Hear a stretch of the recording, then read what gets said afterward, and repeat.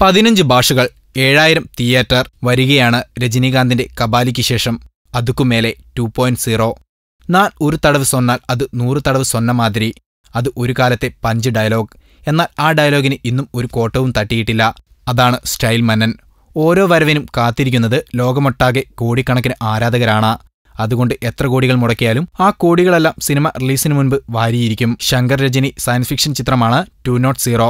450 കോടി മുടക്കിൽ ഈ ചിത്രം ഒരുക്കുമ്പോൾ വില്ലനായി എത്തുന്നത് ആക്ഷൻ ഹീറോ അക്ഷയ് കുമാറാണ്. യന്തിരന്റെ രണ്ടാം ഭാഗമായാണ് 2.0 എത്തുന്നത്. അതും 3Dയിൽ. 15 ഭാഷകൾ സംസാരിക്കുന്ന രജനി ശങ്കർ സിനിമ ഇന്ത്യയിൽ മാത്രം 7000 തിയേറ്ററുകളിൽ ആദ്യ ദിനം മുതൽ പ്രദർശനം ആരംഭിക്കും. ചിത്രം അണിയറ പ്രവർത്തകരെക്കാൾ ആവേശത്തോടെ കാത്തിരിക്കുന്നത് രജനി ആരാധകരാണ്. കബാലിക്ക് ശേഷം വരുന്ന ചിത്രത്തിന്റെ ഷൂട്ടിംഗ് പൂർത്തിയായതാണ്. ഇപ്പോൾ നടക്കുന്നത് VFX ജോലികളാണ്. ഇന്ത്യയിലെ ഏറ്റവും ചിലവേറിയ പടങ്ങളിൽ ഒന്നായ 2.0 റിലീസിന് മുൻപ് കോടികൾ വാരി തുടങ്ങിയിരിക്കുകയാണ്. 250 കോടി ഇപ്പോൾ തന്നെ പണി പുരോഗമിക്കുമ്പോൾ ശങ്കർ റിസീവ് ചെയ്തു കഴിഞ്ഞു. കബാലി പോലെ ഇതും കോടികൾ വാരിക്കൂട്ടുമെന്നതിൽ ഒരു സംശയവുമില്ല. കാത്തിരിക്കാം. രജനിയെ വെച്ച് ശങ്കർ എന്തെല്ലാം അത്ഭുതങ്ങൾ കാട്ടിക്കൂട്ടുമെന്ന് കാണാൻ. Film court.